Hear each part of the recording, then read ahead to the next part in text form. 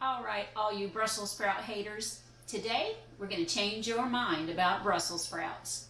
Be right back.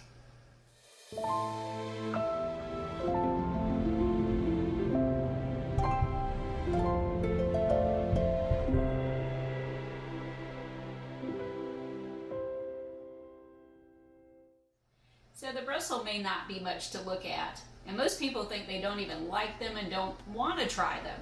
So we're going to show you a way today that's going to make them super tasty. You know, I was one of the ones who was a naysayer on the Brussels.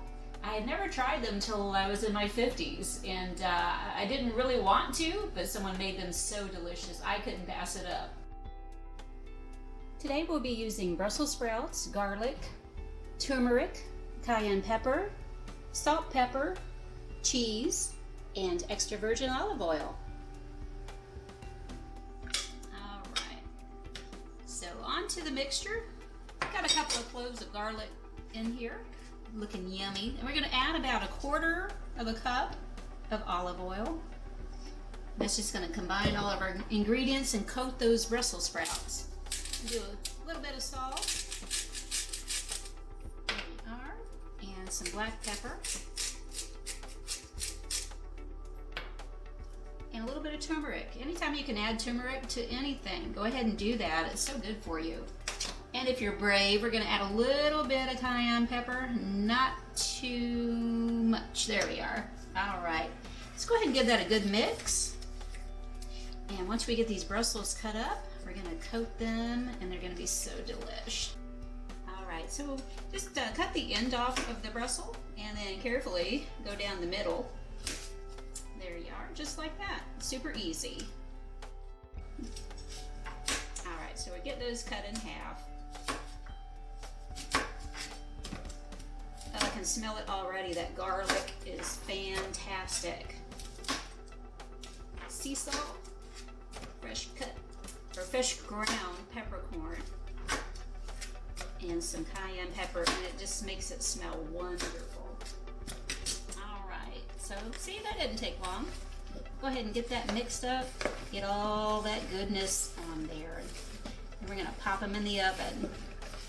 So you're gonna cook these on 400, preheated of course.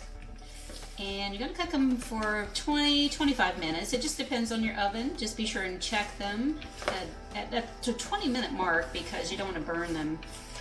But they're gonna come out and they're gonna be really crispy and delish. So what you're going to do is just lay these all with the flat side down.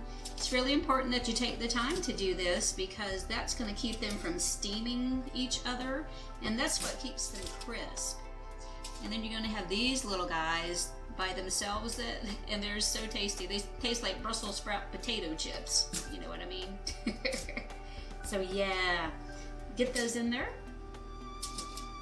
Make sure they're just not touching much at all, if any. Man, I wish you could smell this. So yeah, just take that little extra time. Connect with your food. We've gotten away from that with all the pre-prep and all of the processed foods. Go ahead and just sprinkle these throughout. Get every bit of goodness there. And if you're cooking steak or chicken or something, you can rub that in this bowl, and oh, it's so delicious. Use all the flavors all the time. All right. Okay, so we're going to pop that in the oven, and we'll see you back in about 20-25 minutes. All right, so these are out of the oven, and they're looking golden brown and crispy. So we're going to get these plated up and give it a taste. So let's get these plated up and use a pretty plate. If you've got something that's looking nice, it helps to eat it on a nice presentation.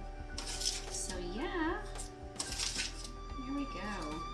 And don't forget, we're going to top this with some cheese. Today I've got feta cheese, but you can use Parmesan, mozzarella. My favorite's blue cheese. I just didn't happen to have any right now. So yummy. Here we are. All right. Isn't that beautiful? Look how nice and crunchy they got. Caramelized on the bottom.